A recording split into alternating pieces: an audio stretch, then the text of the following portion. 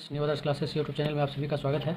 आज की वीडियो में हम लोग देखेंगे दोस्तों, है ना, इंडियन पॉलिटी से संबंधित कुल 15 प्रश्न का इसमें जिक्र करेंगे और आप सभी प्रश्नों का जवाब जरूर दें, है ना। और वीडियो को दोस्तों अंत तक देखें। वीडियो पसंद आए तो वीडियो को लाइक करें, शेयर करें, साथ ही साथ दोस्तों चैनल को सब्सक्राइब करें। तो चलिए बिना विलंब किए वीडियो को स्टार्ट करते हैं। आज का पहला प्रश्न है दोस्तों कि निम्नलिखित में से किस एक अधिनियम ने भारत में संघीय शासन की व्यवस्था की थी। संघीय शासन की व्यवस्था किसके द्वारा किया गया था? ऑप्शन है एक भारत सरकार अधिनियम 1909, बी है भारत सरकार अधिनियम 1919, सी है भारत सरकार अधिनियम 1935 और डी है दोस्तों भारत स्वाधीनता अधिनियम 1947। तो इसका सही जवाब क्या होगा दोस्तों? इसका जो सही जवाब होगा वो हो जाएगा भारत सरकार अधिनियम 1935। भारत सरकार अधिनियम 1935 के द्वारा जो है भारत में संघीय शासन की स्थापना की गई थी और इसकी स्थापना जो हुई दोस्तों, संघीय शासन की स्थापना की गई भारत सरकार अधिनियम 1935 के द्वारा। किसके द्वारा किया गया? भारत शासन अधिनियम 1935 के द्वारा। अब इसमें दोस्तों हम लोग देखें कि भारत सरकार अधिनियम 1909 जो है क्या कहता है। भारत शासन अधिनियम 1909 के बारे में हम लोग थोड़ा देख ले। तो भारत शासन अधिनियम 1909 में जो है दोस्तों क्या किया गया था कि मुस्लिमों के लिए पृथक निर्वाचन की व्यवस्था की गई थी, है ना। मुस्लिमों के लिए क्या किया गया था? पृथक निर्वाचन का व्यवस्था किया गया था। और साथ ही साथ दोस्तों इसे और किस नाम से जाना जाता है? तो मार्ले मिंटो सुधार के नाम से जाना जाता है। किस नाम से जाना जाता है? मार्ले मिंटो सुधार के नाम से जाना जाता है। ठीक है, नेक्स्ट प्रश्न देखते हैं दोस्तों। नेक्स्ट है कि निम्नलिखित में से कौन सा एक भारत शासन अधिनियम 1935 में स्वीकार किया हुआ महत्वपूर्ण और अस्थायी अवयव नहीं है ना। आपका ऑप्शन दिया गया है। एक है दोस्तों देश के लिए लिखित संविधान, बी है आपको विधानमंडल के निर्वाचित एवं जवाबदेह प्रतिनिधि, सी है एक संघ की योजना पर विचार और डी है विधानमंडल के लिए सरकारी सदस्यों का समवाचित किया जाना। तो इसका सही जवाब क्या होगा दोस्तों? इसका सही जवाब हो जाएगा, जो आपका आंसर होगा वो हो जाएगा क्या? ई। भारत शासन अधिनियम 1935 में जो है देश के लिए लिखित संविधान जो है स्वीकार नहीं हुआ था। और अगला प्रश्न देखते हैं दोस्तों। नेक्स्ट प्रश्न है 3 नंबर प्रश्न में क्या कह रहा है 1935 का जो गवर्नमेंट ऑफ इंडिया एक्ट है क्यों महत्वपूर्ण है? ऑप्शन दिया गया है आपका। ए में यह भारतीय संविधान का प्रमुख स्रोत है, बी है इसके द्वारा भारत को स्वतंत्रता मिली, सी है इसमें भारत विभाजन उल्लिखित है, डी है इसके द्वारा रियासतें समाप्त हुई। तो दोस्तों आपका बी, सी और डी तीनों का तीनों गलत है ना। तो महत्वपूर्ण क्यों था? तो महत्वपूर्ण था दोस्तों क्योंकि यह जो है भारत संविधान का प्रमुख स्रोत है। चलिए नेक्स्ट प्रश्न देखते हैं। नेक्स्ट है दोस्तों 4 नंबर प्रश्न में किस अधिनियम के फलस्वरूप बर्मा भारत से अलग हुआ, है ना। बर्मा जो है भारत से अलग हुआ। आपका ऑप्शन दिया गया है ए में कि इंडिया काउंसिल एक्ट 1909 के द्वारा, बी है गवर्नमेंट ऑफ इंडिया एक्ट 1919, सी है दोस्तों गवर्नमेंट ऑफ इंडिया एक्ट 1935 और डी है इंडियन इंडिपेंडेंस एक्ट 1947। तो इसका सही जवाब क्या होगा? इसका जो सही जवाब होगा दोस्तों वो हो जाएगा आपको सी ऑप्शन। क्या हो जाएगा? सी। गवर्नमेंट ऑफ इंडिया एक्ट 1935 के तहत जो है बर्मा भारत से क्या हुआ? अलग हुआ। और किस वर्ष अलग हुआ था? तो ये हुआ था दोस्तों 1937 में, है 1937 में जो है बर्मा भारत से अलग किया गया। चलिए नेक्स्ट प्रश्न देखते हैं।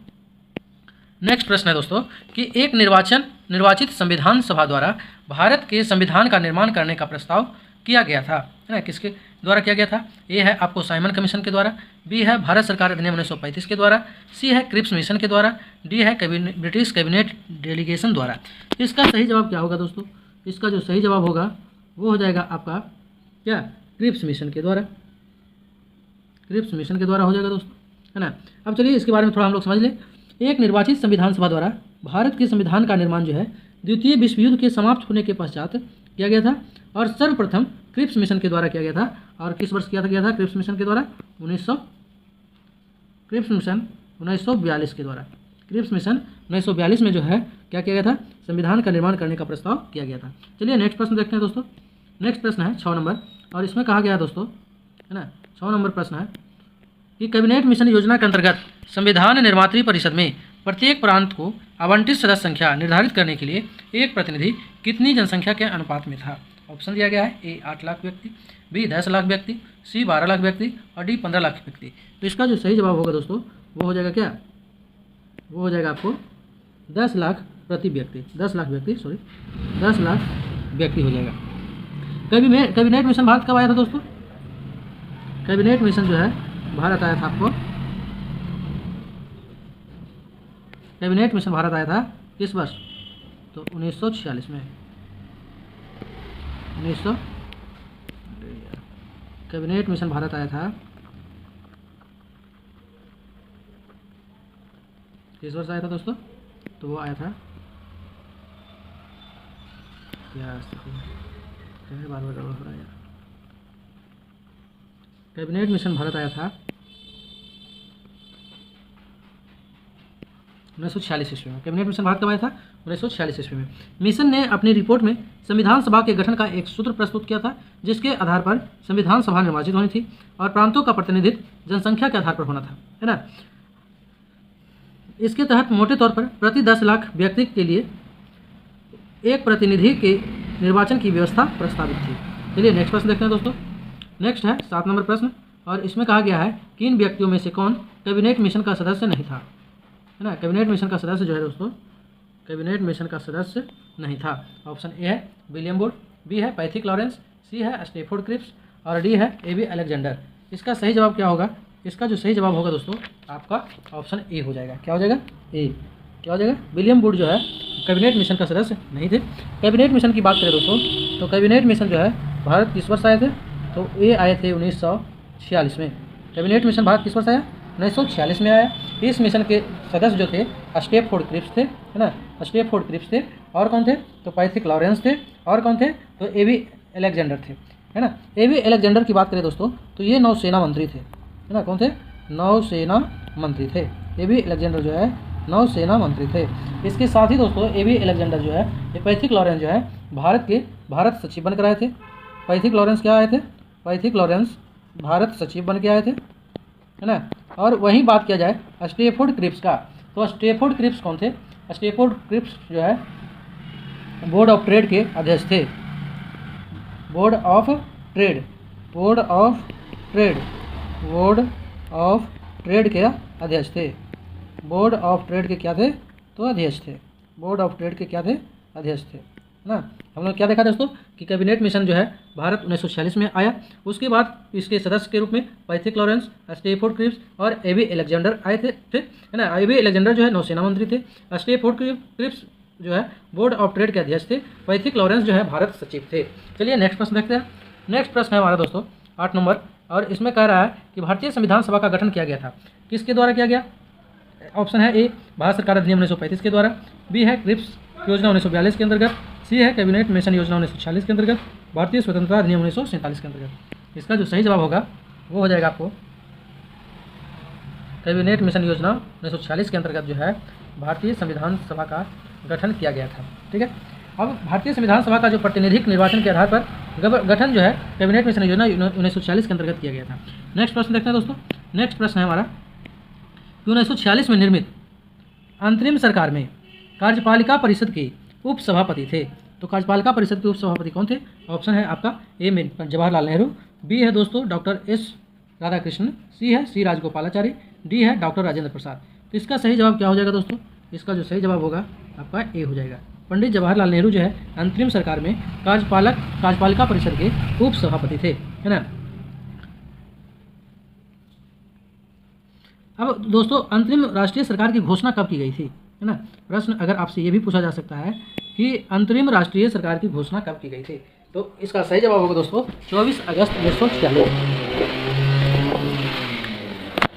अंतरिम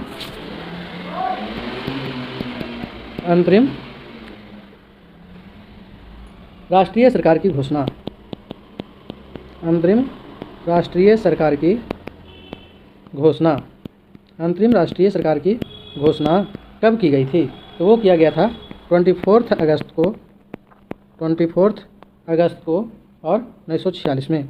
24 अगस्त 1946 ईस्वी को जो है अंतरिम राष्ट्रीय सरकार की घोषणा की गई थी, है ना। अंतरिम सरकार जो है दोस्तों 2 सितंबर 1946 को कार्यभार संभालेगी, है ना। अपना कार्यभार कब संभाली? तो 2 सितंबर 1946 को कार्यभार कब संभाला दोस्तों? तो कार्यभार 2 सितंबर 1946 को संभाला और अंतरिम राष्ट्रीय सरकार की घोषणा हुई थी 24 अगस्त 1946 को घोषणा हुई थी और 2 सितंबर को जो है अपना कार्यभार संभाला अंतरिम सरकार ने, है ना। पंडित जवाहरलाल नेहरू जो है उपाध्यक्ष या उपसभापति बने थे, वहीं जो वाइसराय थे इसमें कार्यपालिका परिषद का पदेन अध्यक्ष थे।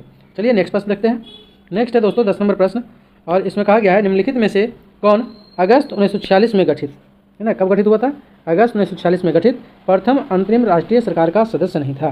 तो अंतरिम राष्ट्रीय सरकार का जो है दोस्तों, है ना, घोषणा कब किया गया था? तो अभी अभी मैंने आपको बताया है 24 अगस्त को किया गया था। 24 अगस्त 1946 को अंतरिम राष्ट्रीय सरकार की घोषणा की गई थी। वहीं जो है अपना कार्यभार कब से संभाला दोस्तों? तो 2 सितंबर 1946 से 2 सितंबर 1946 से अपना कार्यभार सब लोगों ने क्या किया?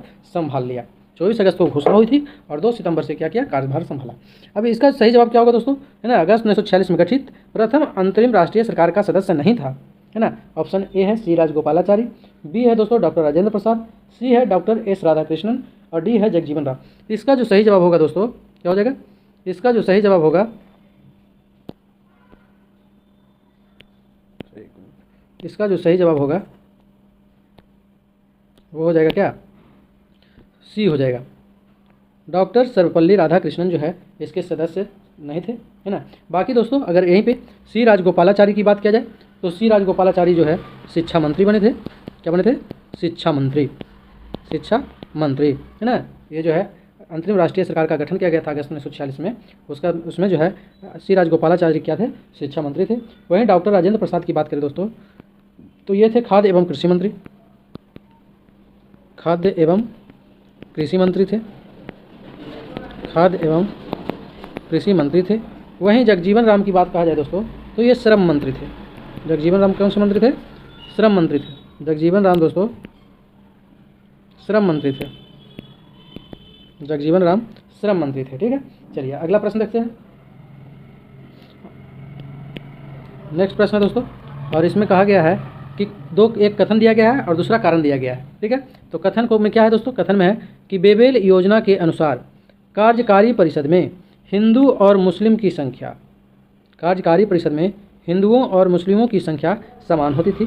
दूसरा है दोस्तों कारण है तो कहता है बेबेल का विचार था कि ऐसी व्यवस्था से भारत का बंटवारा बच जाता। ऑप्शन दिया गया है ए में कथन और कारण दोनों सही है और कथन कारण का स्पष्टीकरण है। बी है कथन और कारण दोनों सही है किंतु कथन कारण का स्पष्टीकरण नहीं है। सी है कथन सही है पर कारण गलत है। डी है कथन गलत है पर कारण सही है। इसका जो सही जवाब होगा दोस्तों वो हो जाएगा आपका ऑप्शन सी। क्या हो जाएगा? ऑप्शन सी हो जाएगा।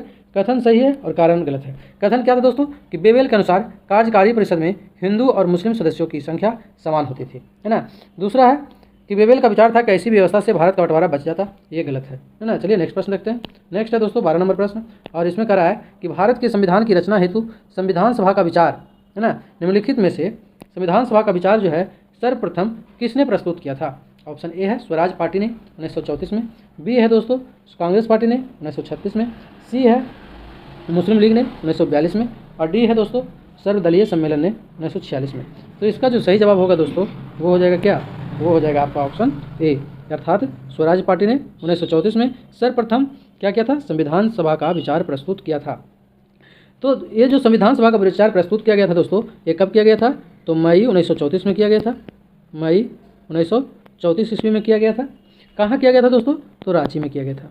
मई 1934 में रांची में स्वराज पार्टी के आत्मनिर्णय के अधिकार की मांग और एक प्रस्ताव पारित किया जिसमें कहा गया कि वयस्क मताधिकार के आधार पर निर्वाचित भारतीय प्रतिनिधियों की एक संविधान सभा होगी जो संविधान का निर्माण करेगी।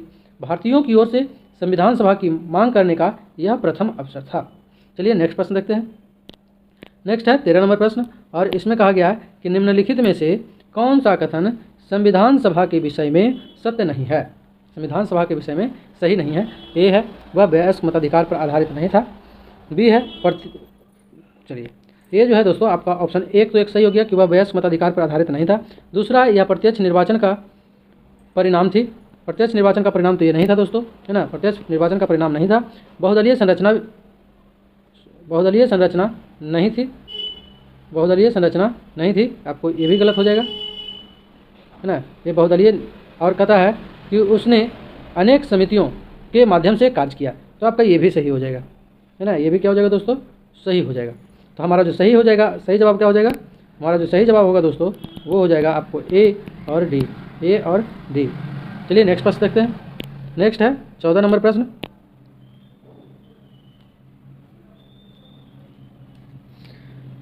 14 नंबर प्रश्न है कि भारतीय संविधान सभा के संबंध में निम्न में से कौन सा कथन सही है? यह वयस्क मताधिकार पर आधारित नहीं था। ये तो गलत हो गया दोस्तों, है ना, क्योंकि जो संविधान सभा भारतीय संविधान सभा था तो वो वयस्क मताधिकार पर आधारित था। ठीक है। दूसरा, यह प्रत्यक्ष निर्वाचन का परिणाम था। तो दोस्तों ये प्रत्यक्ष निर्वाचन का परिणाम नहीं था।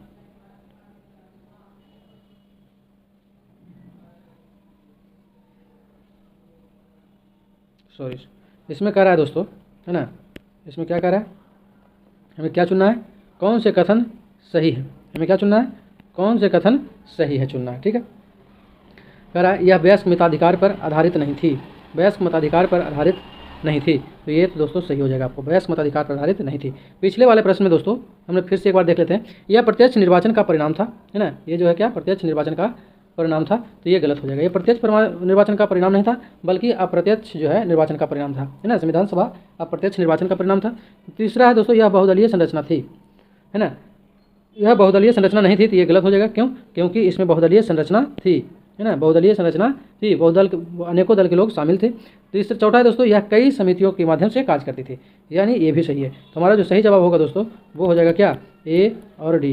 क्या हो जाएगा, ए और डी। चलिए एक बार इसको फिर से देख लेते हैं, इसके पहले वाले प्रश्न को। इसके पहले वाले प्रश्न में क्या कहा गया है दोस्तों,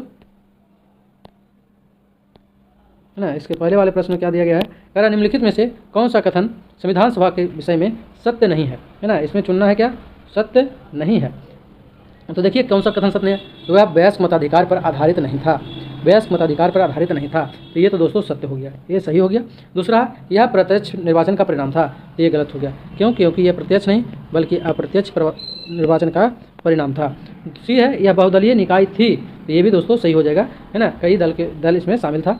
और चौथा है, उसने अनेक समितियों के माध्यम से कार्य किया, तो ये भी सही है, अनेक समितियों के माध्यम से कार्य किया। तो इसका जो सही जवाब होगा दोस्तों वो हो जाएगा क्या, आपका ए हो जाएगा, सी हो जाएगा और डी हो जाएगा। ए, सी और डी सही हो गया, ये तो सही हो गया, है ना। हमें चुनना है सही नहीं है, तो इसका सही जवाब हो जाएगा क्या, केवल बी हो जाएगा। इसका जो सही जवाब होगा, गलत चुना था, केवल बी इसका सही जवाब होगा। चलिए नेक्स्ट प्रश्न देखते हैं, और ये लास्ट प्रश्न है दोस्तों इस वीडियो का। कह रहा निम्नलिखित में से संविधान सभा के बारे में गलत कथन कौन सा है? क्या चुना है दोस्तों, गलत कथन का चयन करना है। इसमें कहा गया है दोस्तों कि इसने बड़ी संख्या में, संविधान सभा के बारे में कहा जा रहा है कि संविधान सभा के बारे में कहा जा रहा है कि इसने बड़ी संख्या में समितियों की मदद से काम किया, उनमें से प्रारूप समिति सबसे महत्वपूर्ण थी, है ना। तो ये तो सही है दोस्तों कि संविधान सभा जो है कई समितियों से के माध्यम से काम किया था, है ना, और उसमें जो है आपका प्रारूप समिति भी के बारे में कहा गया है, तो प्रारूप समिति भी काफ़ी महत्वपूर्ण थी। दूसरा है दोस्तों बी में कह रहा है अल्पसंख्यक समुदाय जैसे ईसाई, एंग्लो इंडियन और पारसियों को सभी में पर्याप्त प्रतिनिधित्व दिया गया, ये भी दोस्तों सही है आपका, है ना, ये भी क्या है, सही है। तीसरा है दोस्तों किसका निर्वाचन सार्वभौम वयस्क मताधिकार पर किया गया था? ये दोस्तों मैंने पिछले वीडियो में बताया कि वयस्क मताधिकार पर जो है निर्वाचन नहीं कराया गया था। चौथा है दोस्तों इसकी चुनावी प्रक्रिया 1935 के अधिनियम के 6वीं अनुसूची पर आधारित थी, कर, संपत्ति और शैक्षणिक योग्यता के कारण मताधिकार सीमित था, तो ये भी आपका सही हो जाएगा। तो इसमें हमें चुनना था क्या, गलत कथन, तो गलत कौन सा हो गया दोस्तों, सी हो गया। इस प्रकार इसका जो सही जवाब होगा वो आपका आंसर सी हो जाएगा। चलिए आज की वीडियो में दोस्तों इतना ही। अगर वीडियो पसंद आया हो तो लाइक करें, शेयर करें, साथ ही साथ चैनल को सब्सक्राइब करें। थोड़ा सा दोस्तों इस वीडियो में हम और देख लेते हैं थोड़ा संविधान सभा के बारे में। तो संविधान सभा में और क्या देखना है हमें, तो संविधान सभा और संविधान निर्माण की प्रक्रिया थोड़ा देख लेते हैं। संविधान निर्माण की प्रक्रिया देख लेते हैं थोड़ा सा, है ना, इसको संक्षेप में ही हम लोग देखेंगे। संविधान निर्माण की प्रक्रिया, है ना, किस प्रकार जो है संविधान का निर्माण हुआ। तो सबसे पहले दोस्तों भारतीयों की ओर से संविधान सभा की सर्वप्रथम मांग जो है आपको मैंने वीडियो में बताया है कि मई 1934 में किया गया, है ना, मई 1934 में किया गया था। कहाँ किया गया दोस्तों, तो रांची में किया गया था, रांची में किया गया था। किस पार्टी के द्वारा किया गया, तो स्वराज पार्टी के द्वारा किया गया था, है ना, स्वराज पार्टी के द्वारा किया गया था। ठीक है, पहली बार दोस्तों संविधान सभा की मांग जो है कब किया गया था, तो रांची में मई 1934 में किसके द्वारा किया गया, स्वराज पार्टी के द्वारा किया गया। उसके बाद दोस्तों वर्ष 1934 में ही, है ना, 1934 में ही क्या किया गया, भारत में संविधान सभा का गठन का विचार संविधान सभा के गठन का विचार किसने दिया, गठन का विचार किसने दिया, गठन का जो है विचार किसने दिया दोस्तों, तो वो थे M.N. राय थे, ठीक है दोस्तों। अब देखिए नेक्स्ट देखते हैं कि भारतीय राष्ट्रीय कांग्रेस के स्तर पर अगर प्रश्न पूछा जाए कि भारतीय राष्ट्रीय कांग्रेस के स्तर पर पहली बार जो है संविधान निर्माण के लिए आधिकारिक रूप से संविधान सभा की मांग कब की गई थी। तो दोस्तों इंडियन नेशनल कांग्रेस है ना, भारतीय राष्ट्रीय कांग्रेस के स्तर पर पहली बार वर्ष 1935 में, किस वर्ष 1935 में संविधान निर्माण के लिए आधिकारिक रूप से संविधान सभा की मांग की गई। एक निर्वाचित संविधान सभा द्वारा है ना, एक निर्वाचित संविधान सभा द्वारा संविधान का निर्माण करने का प्रस्ताव सर्वप्रथम 1942 में क्रिप्स मिशन द्वारा किया गया। अब दोस्तों हम लोग कैबिनेट मिशन की बात करें, किसकी बात करें, कैबिनेट मिशन। तो कैबिनेट मिशन जो है दोस्तों भारत कब आया था, कैबिनेट मिशन भारत कब आया, तो कैबिनेट मिशन जो है दोस्तों भारत आया था 1946 में। कब आए थे, 1946 में। अब आप लोग कमेंट बॉक्स में बताएंगे कि कैबिनेट मिशन के सदस्य कौन कौन थे, ठीक है। अब दोस्तों कैबिनेट मिशन आया 1946 में, इनके द्वारा भारतीय संविधान सभा का प्रतिनिधित्व निर्वाचन के आधार पर गठन किया गया था। संविधान सभा किस प्रकार गठन किया गया था, तो प्रतिनिधिक निर्वाचन के आधार पर, किसके आधार पर गठन किया गया था, प्रतिनिधिक निर्वाचन के आधार पर, प्रतिनिधिक निर्वाचन के आधार पर है दोस्तों संविधान सभा का गठन किया गया था, है ना। कैबिनेट मिशन की रिपोर्ट के अनुसार संविधान सभा निर्वाचित होनी थी और प्रांतों का प्रतिनिधित्व जनसंख्या के आधार पर होना था। प्रांतों का प्रतिनिधित्व जो है दोस्तों, प्रतिनिधित्व जो है किस आधार पर होना था, प्रतिनिधित्व जो है किस आधार पर होना था, जनसंख्या के आधार पर होना था, है ना।